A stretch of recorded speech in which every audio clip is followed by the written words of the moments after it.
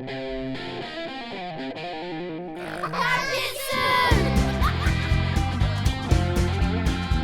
guys, let's do a bow and then let's get running round. Yes, good hustle. Keep it going. Are we listening? Are we listening? Well, this is episode 27. 27. Yeah. The last, or not the last one, but the one before that had like hundreds and hundreds of views. So we're basically famous now. Yeah. We're a big deal. Yeah. Yeah, oh, for sure. So we got a guest today, first guest in the studio where the magic happens. Really?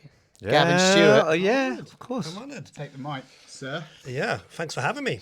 It's so Gavin Stewart. Not many people will know who I am. I'm a black belt in 10th Planet under Mick Broster and Eddie Bravo, and it's a pleasure to be here. Great. So what? I guess one of the big questions is Have you got questions written down? I've got a couple written down. We figured we'd just chat. If for a this was bit, my do you know what I mean? podcast, I'd be like, anyway, what do you have for your dinner? Yeah. We talk about the weather just now, won't we? Oh yeah. Well, the weather. The yeah, of course. Manipulation. Well, we like to be a good host, and in the spirit of like, well organised podcasts, they usually have like a nice like glass tumbler and some posh glasses. We've got a Pokemon bottle, which is pretty special, to be fair. Look at that. I mean, it's pretty good. Yeah, 3 plastic cups. Are you expecting me to kick off? No glass. You knew I was from Birmingham, right? But the pièce de résistance is just a box of snacking ham. That looks good. As a vegan. You're a vegan, are you? No. I should have kept it going for the whole. All right, put the door up, get him out. Get him off the show. Get him off the show. I was just hungry. I mean, you don't have to eat it, but Do me a favour. It is fucking good. Snatch this mic off me when you need it, because I don't know when to pass it. Yeah, of course, yeah. Need to it's bloody good. And it's become a bit of a thing, hasn't it? Like our chewing sounds. I think some people do just tune in to hear the lip smacking and the sort of meat. What is it that? like- What's the rating on this podcast? Are we allowed to say anything? Or yeah, It's not for kids. no. Okay. What's that porn called? Jed will know. I Yeah, knew you would know. One for the dads. People are into it. Yeah. I don't know what it is, but yeah. No, it's the opposite of the opposite of the people that have got like a real problem with hearing it. It's like we've talked about it before. I mean, like people that have got like it's really triggering. I don't know if that's right. It's not quite Buffalo Trace like at the Rogan. Like when I was on the Rogan podcast. Pure tequila, mate. That'll do.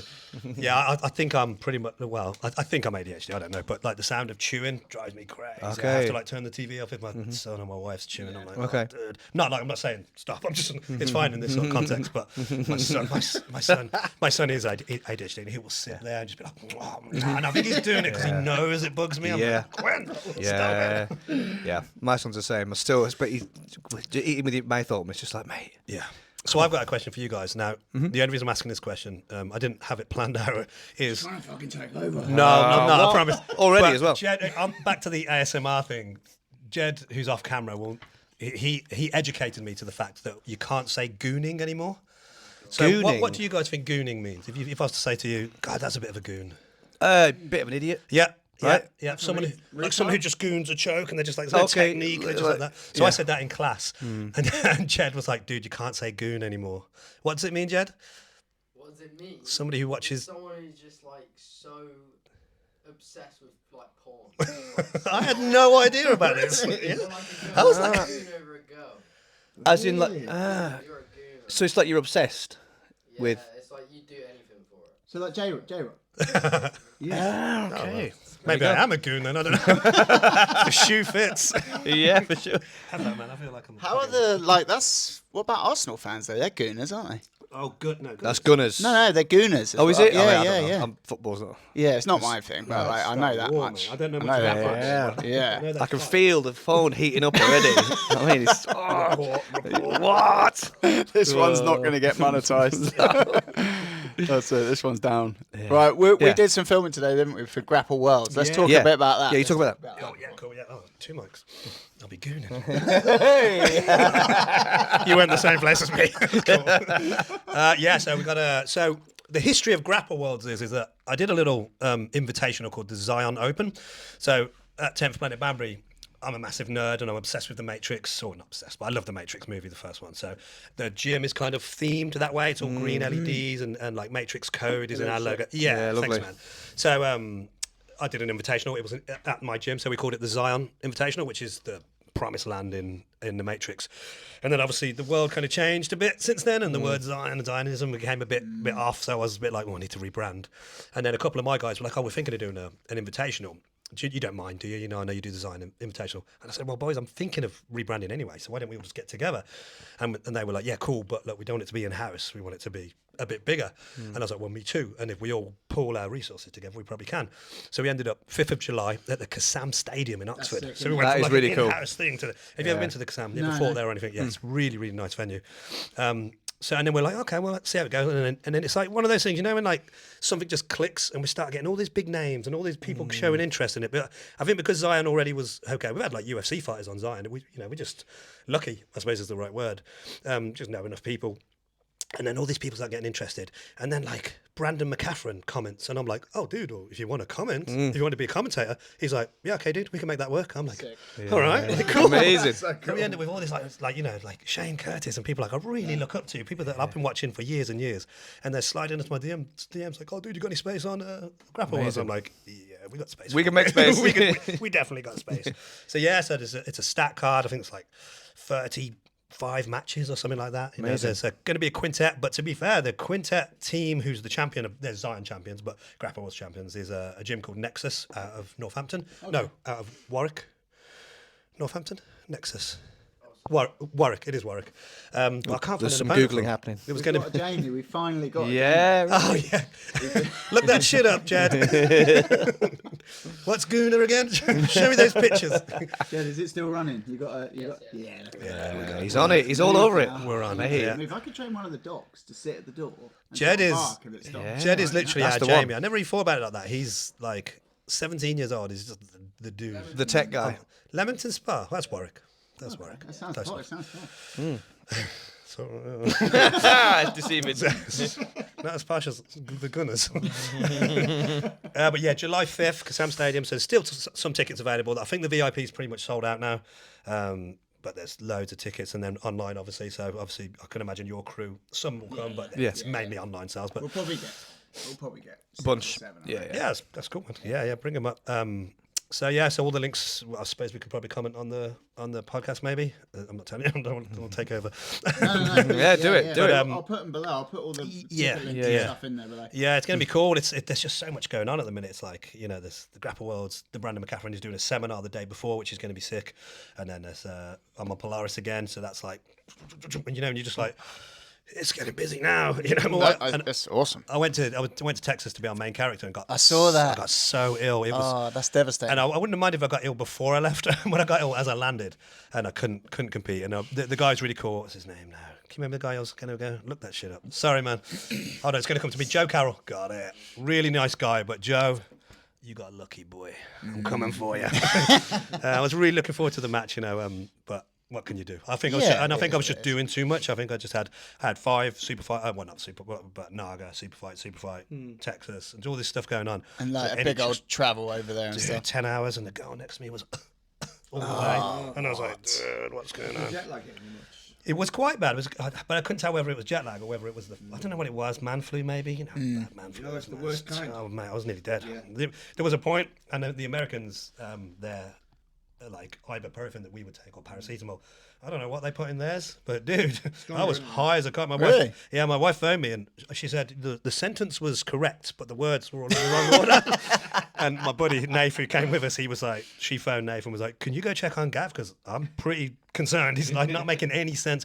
And like it was a bit weird, like because of I don't like letting promoters down, and I was really good about the match, so I got a bit upset on the phone. So my wife's like, 10,000 miles away, can't do getting like anything really about it. panicking, and I'm there like I was really, really sick. So, but it sucked, man. But I think you just got to be careful how much you do, and you can get on top. Yeah. We were saying earlier, weren't you? Once I feel like since I was hit 40, like my body's just saying like, nah. Oh, there's like, a lot more of that in food. there. There's loads of food that I can't eat now. I can't drink. Literally can't drink There's a anymore. lot of heartburn. Yeah, post just 40, isn't there? Do you know constant what I mean? heartburn. Yeah, it's just- just See, My like, problem is problem. I do drink.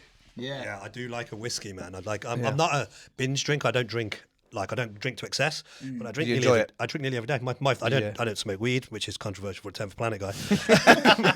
But I know Eddie'll kick me out of the association.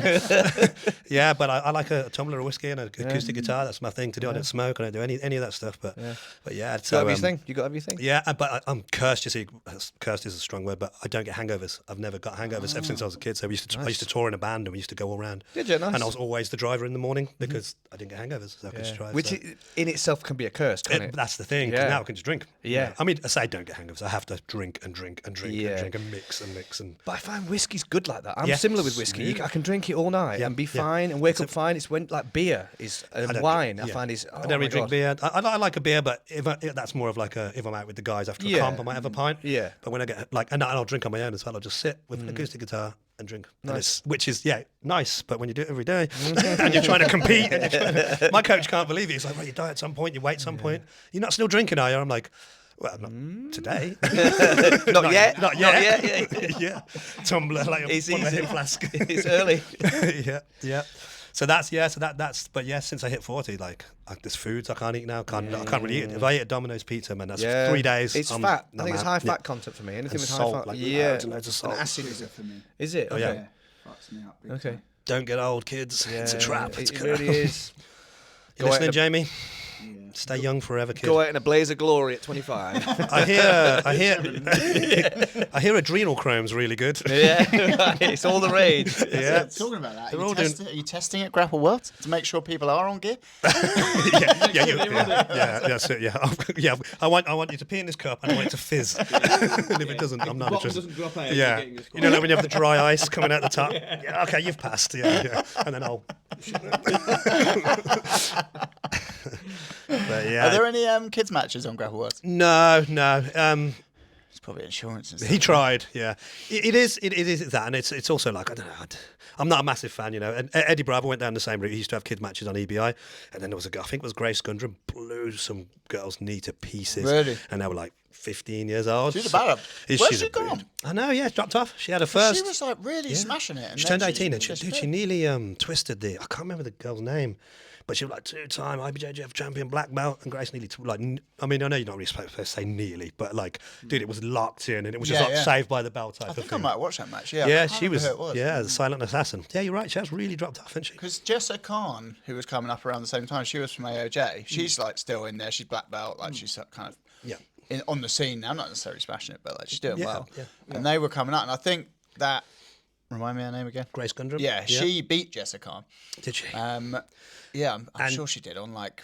And she Who's would Number come One or out. She something would she would stand there just like Yeah, shy yeah. and like look really nervous. Then she'd slap bump and then boom. And they'd just be like, what the? She just had that will to win, you know. It's like, okay. Oh, I hope she's all right.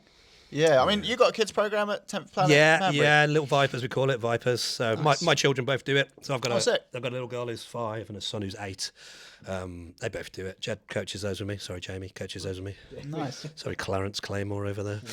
It's a bit of a Gordon situation, isn't it? Just sit there watching us. Yeah, you're right there. You can put that away. Filming us. Yeah. I don't want to hug. That's right. But yeah, well, we run our kids program. But yeah, I wanted to pick your brains about how you're kind of operating it. Like how, how does it go with your kids? So both your kids are doing the class. Like, how do you kind of approach that with your kids in terms of their attendance and things like that? Yeah. I let you hold it. Don't say anything. Just take it back. So I try and get them to go as much as I can, but I really don't want to be the dad that forces it on them. So it's you're right. And when it comes to the coaching, I actually kind of let Jed take the lead. Really, you notice I do that. I don't want him to think of me as daddy. I want me to think of me as coach. And so if anything, I'm a little bit harder on him in the class in terms of like no talking. You don't talk when the coaches are talking, and the respect side of things. And my son, who I didn't think was taken to it, like recently, has took a bit of a turn, and he's sort of really getting into it. He comes in his little kid's 10th Planet rash guard. It's so sweet. And then my daughter is like me. She's got a real problem with authority, so she turns up in a summer dress with wellies on, and I'm like, all right, Ellie, like, the rules. yeah, I'm not doing, and I can't say anything because I'm like, I kind of respect it, to be honest, not fair play. But I actually think out of the two of them, it might be my daughter that.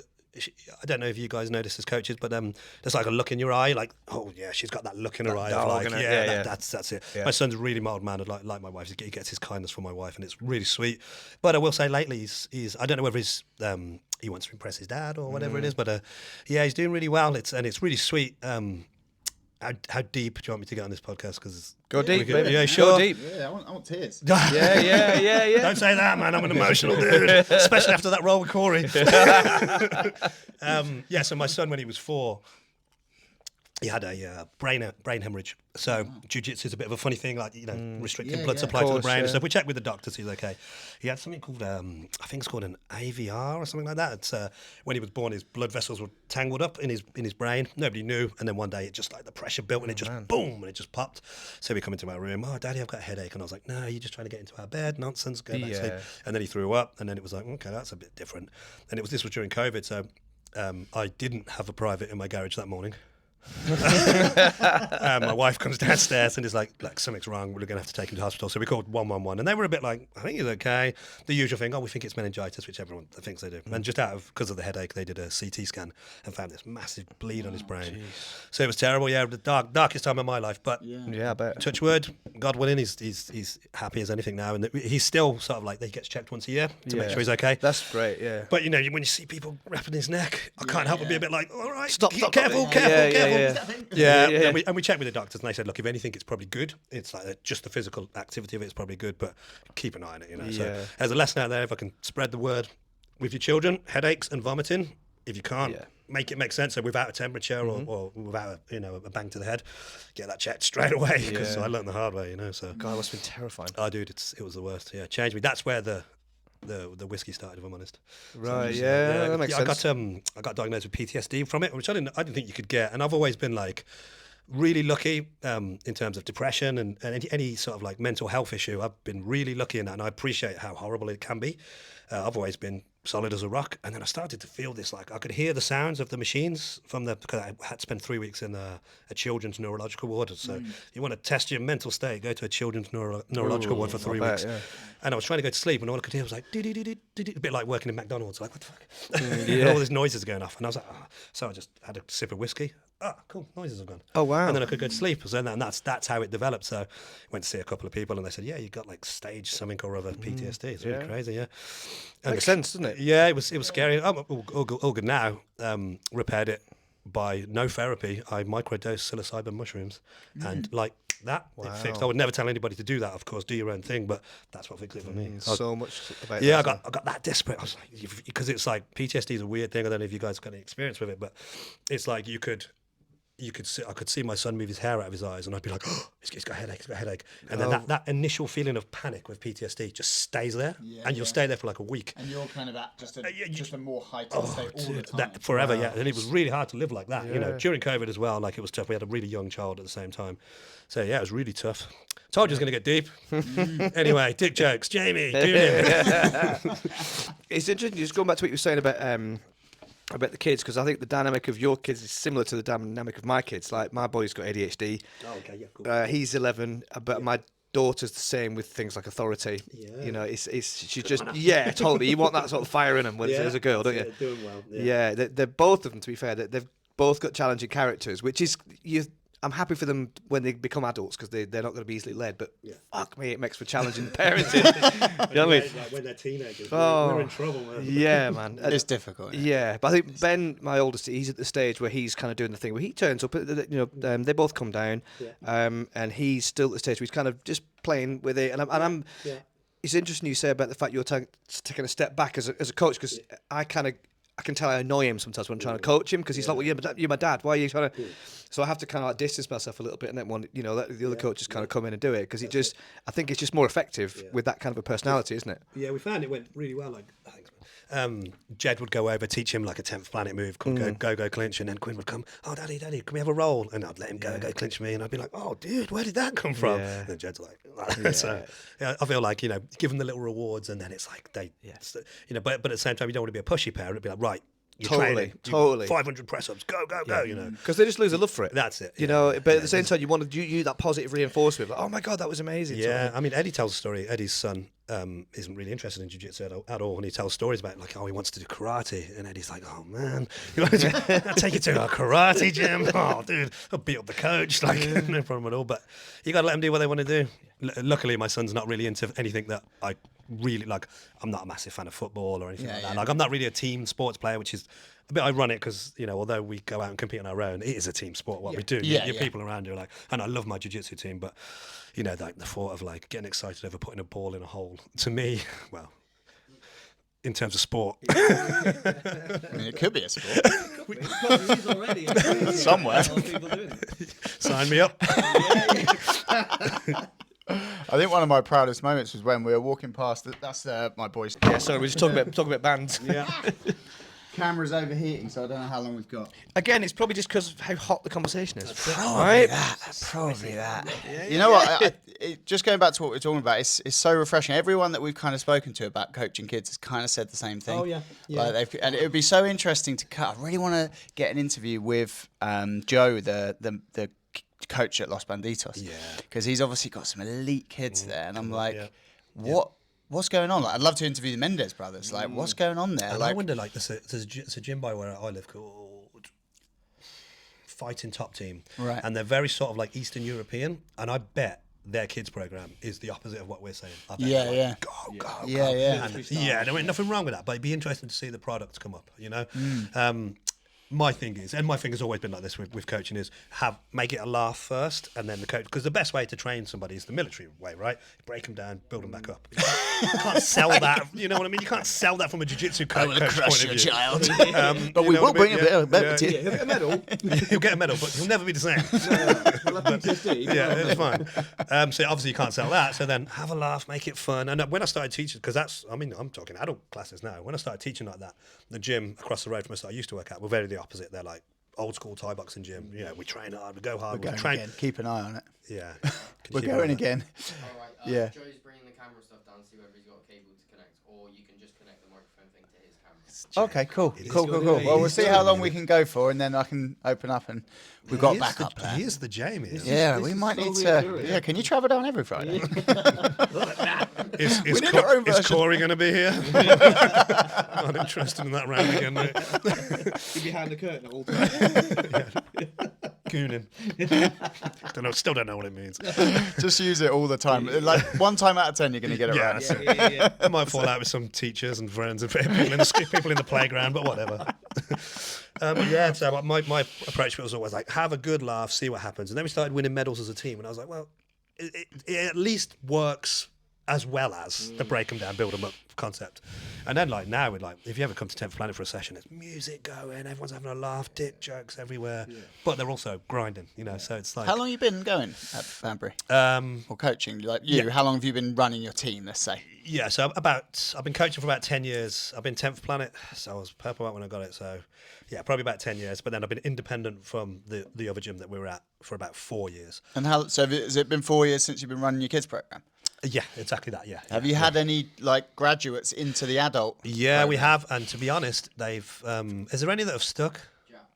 Yeah. Oh yeah, Jack's good. Jack's going to be good. MMA guy. He's going to be really good. Yeah, so he came up from like a teen, like he was probably 12, 13, and then he's now in the adult program doing really well. But I used to let him, if you trained through the Vipers program, I'd let you go up to the adult program at 12. Too young. Really? Way too young, yeah. So they've Right. got up to the adult program, and then inevitably they'll fall off. So I've switched that to 14 now, so you have to be... Yeah, 14's a good age, I I think so, yeah. If I I've- think I've about rushed our it. lot, like the 12-year-olds are quite small.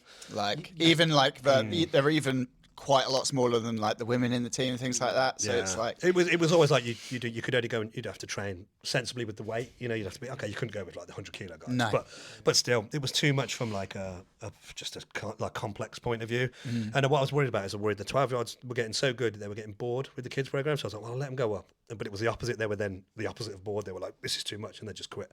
So yeah, I learned the hard way on that one. So it's such a hard transition, isn't it? That's the thing that I really like sort of see in our team is like we've lost a couple of people who are really promising because I just thought that bridge to like there's so many things like, you know, them feeling comfortable in the adult program, them getting lost a little bit, like in the kids program, you know, especially the better ones, like you can be really there, like supporting them and coaching them and like giving them a bit more like one-to-one support, getting to know them. And then they're into the adult program and then they just sort of get lost in the ether and it's like... Totally. There almost needs to be like an adolescent program. Do you know what I mean? For that little crossover bit. Yeah, and it's suddenly going to have like... Or like, maybe... I thought about like maybe like giving them like a mentor in the adult team who can kind of take them under their wing a little bit, that sort of thing. I don't know. Do you have them compete? Yeah, if they want to. That was the big thing I noticed this year. We took the Vipers out for their first ever competition in March, maybe. And I was like, we'll see how it goes. So I wasn't really giving it too much attention. And dude, it fired them up. It made them. And still, even now, they're like, when's the next comp? When's the next comp? A lot of the training is based around like, okay, we'll do some positional sparring today because you were stuck in mount or you couldn't get out of this. And we come away with a couple of gold medals and, a bunch of medals. And one thing I noticed is win, lose or draw, everyone was having a great time and it really brought them together. So it really made me think like, you know what, once every couple of months, get a competition in the bag and it's like a little team building exercise, isn't it? And so my son came to that. He didn't compete. He was going to, but the bracket, there was nobody in his bracket. And they were like, oh, you can do the next bracket up. It's like 10 kilos different. And then obviously this start, I was like, oh, no, we're cool. We'll give it the next one. And that's a big difference at like 30 kilos or something. At 8 years old and you've never competed before and you're already a bit nervous, But he came along and loved it. And then he's sort of like, you could see he was like, when I now go to compete, he's like, oh, where are you going? What are you doing? Are you going to, come back with a medal? He's like, oh, dear.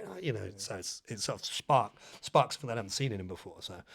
And maybe that's where that turn happened, Jed, when he started to fire up a bit. So. Yeah, that's cool, man. But I don't want to push it on him. I don't want it to be too. I will say that we're doing something right with the Vipers program because it is rammed. That's like great. I'd say we're probably at capacity. We could, we've had to put on more classes because it's just like ridiculously busy. That's awesome. Yeah, the goal was that because we got into it just sort of like, well, we'll do it for an extra bit of income because we know it's a money spinner. We could get to the point where the Vipers is paying the bills, then the rest is ours. And now it's like, dude, the Vipers is. It's really, it's a moneymaker. So it's hard work though. They're hard work, aren't they? Yeah, I think if you can teach stuff to the kids and they start picking it up and using it, then you can teach it to the adults easy. Yeah, definitely. But I'm always surprised by the stuff that they're picking up. Like not so much the younger ones, but I've been teaching like K-guard and bits, and like the teenagers are like just, and you see them just doing it in training. Like the adults are fucking so disrespectful. You teach them something and then they just go back to what they're usually doing. And you're like, you never do any of the things that I'm like, not always, but obviously, but like, you're like, just try it in sparring. Whereas the kids are just like, bang, just doing it. And I'm like, yes, the fact you'll get a cheer from our kids if we're like, okay, it's a rubber guard day today. They're like, yeah. And I'm like, all right, cool. But yeah, you're right. There's been a load of time to the adults where I have to be like, sit everybody down. I'm like, guys, like if the coach has taught you something, drill that. Don't go off and drill your own thing. Like even drilling their own thing. I know you're brown belts. I know you're purple. I know you're good. But maybe it's a little bit disrespectful if the coach shows you something and you're like, nah. Because like in 6 months' time, you'll come back to him and be like, oh, coach, like I've just been doing this thing, and you're like, oh, have you? Yeah. Okay. That thing that I showed you to. Yeah.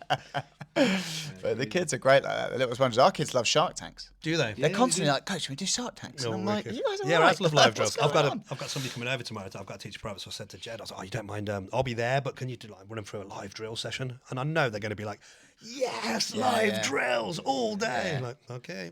Yeah, I like when all the ecological stuff sort of started kicking off, I was looking into it and I was like, it does make a lot of sense. Like, let's just sort of try it out and stuff. Yeah. And the kids love it. I'll just do a whole like eco session. So we're basically sparring for an hour. Yeah. And they love it. Yeah. What's your thoughts on eco? It all makes sense.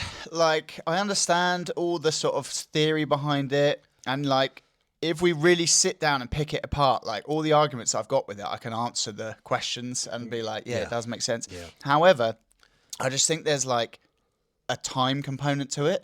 Like you will work out how to do a heel hook and you can make those arguments that those pathways are going to be stronger, but I can just show you how to do it in one session and then I'll just say like in this sparring game, like you're going to do the heel hook that I just showed you. It's got a name. It's a heel hook. You're controlling the toe. I'll tell you all the bits and that will embed quicker. Yeah. I agree. I've got to say, we had a guy at our gym, Val, love him to bits, Italian, but I won't hold that against him. Are we still going? Yeah, and he was obsessed with the eco approach. Yeah. And like I'd say, eco is probably the opposite of what 10th Planet is. Guy. Italian, yeah. Val. An Italian guy. He's obsessed. He's a weird dude. Sorry, Val's weird as well. How old is he? Val, 35 maybe, something like that. Yeah, good guy, really good guy. Did he get highlighted with a suplex at a competition once that went viral? Tom DeBlas even shared it. Oh no. Okay. I don't think so. I would know if Tom DeBlas had shared it. Yeah. He loves his wrestling though, so he went from eco more to like wrestling, which I found quite, like an interesting transition. But we've always live drilled at 10th Planet. We're drill heavy. We drill all the time. Like if anything, we over drill. But I'm not mad at that. Like our warm-ups class on a Friday night. Tonight's class is just drilling. Yeah. You know what? With Grapple Worlds, it's really weird. It's just everything is just falling into place. Well, it's perfect. It started out as like, oh yeah, man, we'll do it. You know, we might make a loss, but it is what it is. But dude, like I say, Zebra have come to the party and they've sponsored the main event, so the £500 cash prize. Zebra are doing it now, and all they ask is that we mention it. And that is awesome.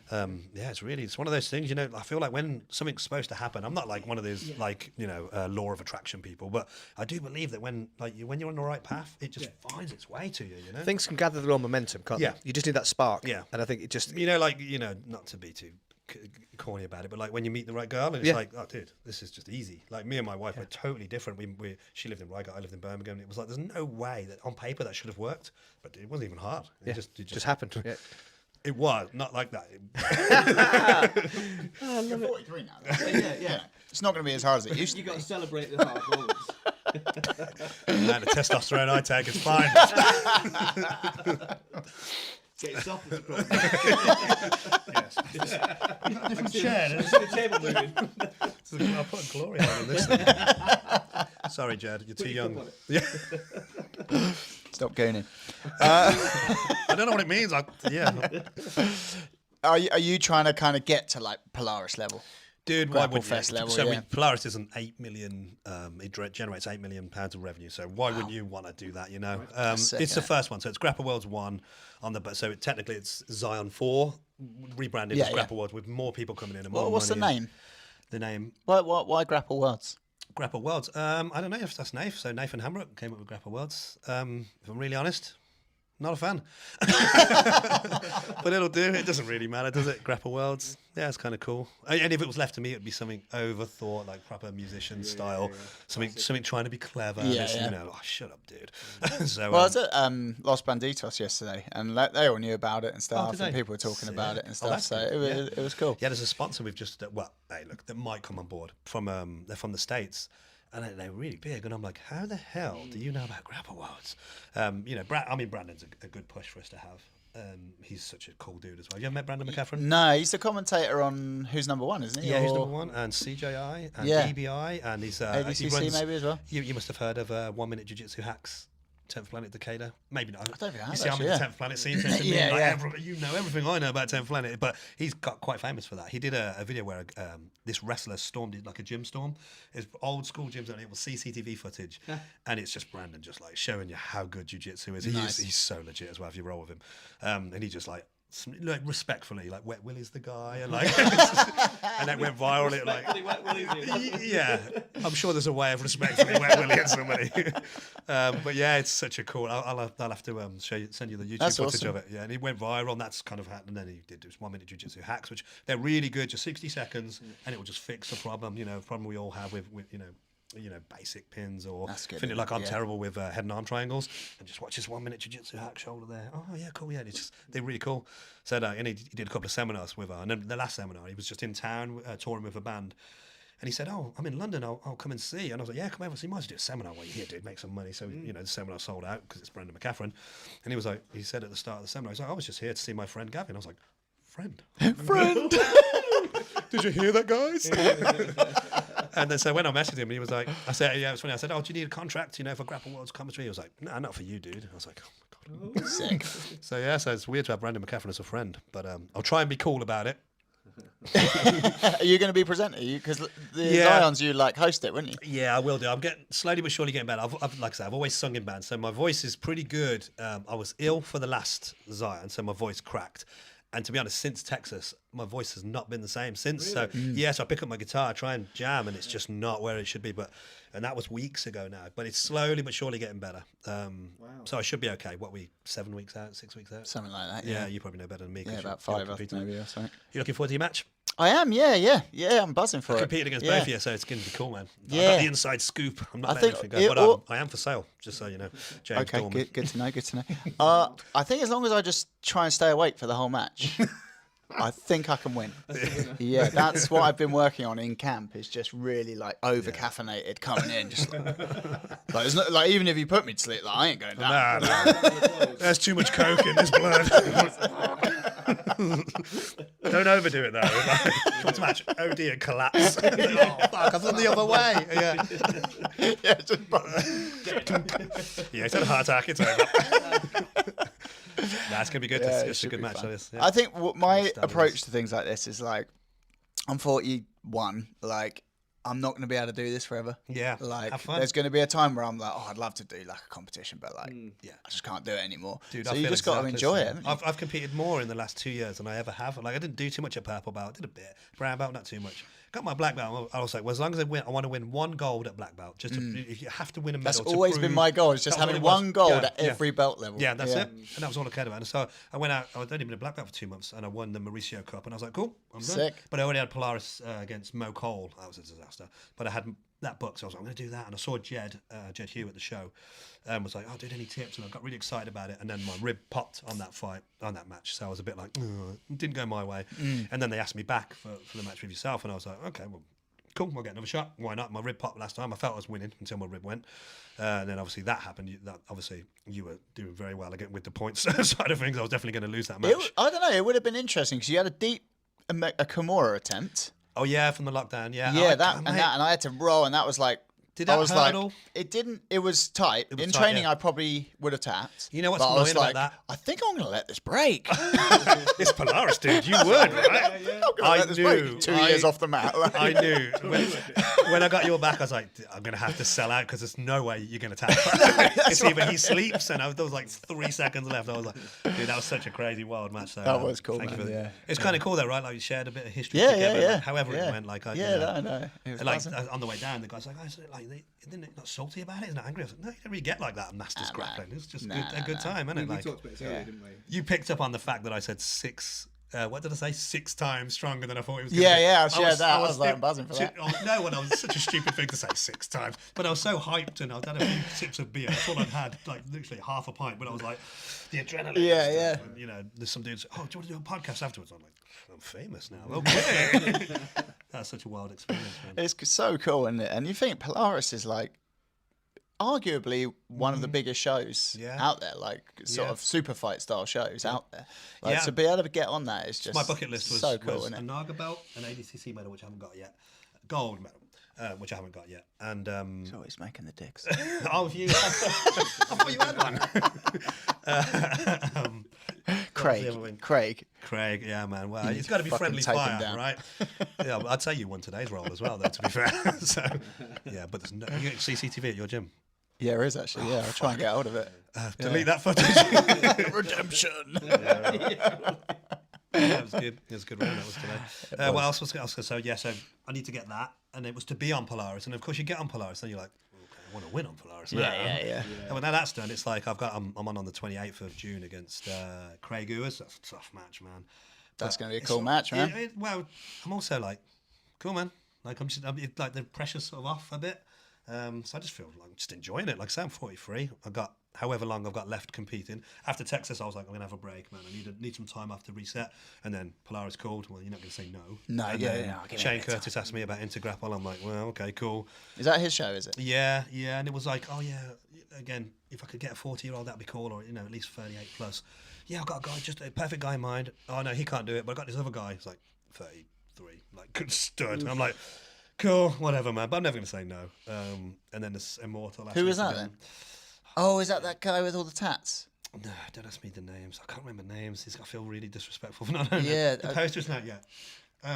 You did one with like a skinhead guy, and he's like loads of tats. Eleanor. That's it. Yeah, he was a beast, man. And I tell you what, the nicest guy ever, man. He was such a. We were in the warm-up room, and in the warm-up room's in the same room, so it's a bit like, Carl. And like we were main event, so it's always quiet when it's main event, and I was just like, oh, dude, I was like, can we just say hello? Like, and he was like, yeah, man. And we just hugged and we started talking about all this. And he's such a nice guy. He was one of those, if I'm really honest, I thought he was going to run through me. I thought it was going to be embarrassment. So I was weirdly happy to last 9 minutes, however many seconds with the guy. I got heel hooked in the end, very last. And I was kind of glad because I don't know whether he would have got the prize money if if it had gone to a draw. So I was a bit like, you can't go. Yeah, dominated that match. You can't go all that way and then not get paid. So you let him win, basically. So I let him win, and I'm not interested in a rematch ever. No, I did not let him win. Dude, I did not let him win. Yeah, that was legit. And I, to be honest, I knew once I'd lost my lockdown, I was like, oh, dude, this guy's going to jump on a heel. I knew it was going to happen, and I was just like, try and get it out. No, it's gone. You know, I'm not interested in getting my knee blown to pieces. And then I made that excuse. Yeah, I've got main character coming up, so I didn't want to let it pop. So, yeah, right. Or it hurt like fuck, so you tapped. Yeah, more like that. That's cool, man. We make. Yeah, it's like, I love the way, jiu-jitsu is an ego killer. Yeah, when you get quite good at it, it's not really. It's definitely not. Then you make excuses in your own mind. That's it. Look, I reckon we'll wind up there, but yeah, that's cool, been man. an awesome. It's been great having you down. We had some good rolls earlier. Yeah, It's good man, fun really in the enjoyed gym. Great to have you on the podcast talking about your kids' Thank program you. and stuff, and Yeah. all your matches you got coming up. And for having me. check out Grapple Worlds. Go on their Instagram. I think that's where most of the promos kind of going down. Have you got a YouTube channel? Not yet, but we will. We do a lot of stuff with Joe. So he's you what, sorry, mate? We've got 10th Planet Banbury. Yeah, a lot of stuff goes through 10th Planet Banbury Instagram as well. So and at the moment we're just using the 10th Planet Banbury website, but it will have its own. Great. It's moving so quick, we haven't had a chance to. keep Yeah, up with yeah, it, you yeah. know, so That's it's, a good problem to have, though, isn't it? yeah, that's the way I would say it. Like, it's going to sell out, so it's like, cool, it's a good problem to have that there's not going to be enough tickets. Like, man. cool. And the next Sick. venue will have to be bigger than the Kassam Stadium. Sick. Cool. So I'm Yeah, in. do it in the middle of the pitch. Let's do it. Sell out the arena. Yeah. We're at Wembley Stadium. Who knew? Who knew? But yeah, thanks for having me on, guys. It's been absolutely Yeah, no worries, man. No worries. Look, we'll put all the links to everything, like your 10th Planet website and Instagrams and things like that below. And if anyone knows what gooning is, if you could let us know. yeah, just put the gooning thing in the comments. Yeah, Brian will know. You're gonna know. We should play Gooning Bingo. It's a dangerous game. You're in the splash zone. And on that note, we'll see you next time. Cheers, guys. All right, guys, let's bow there and then we'll call it a day.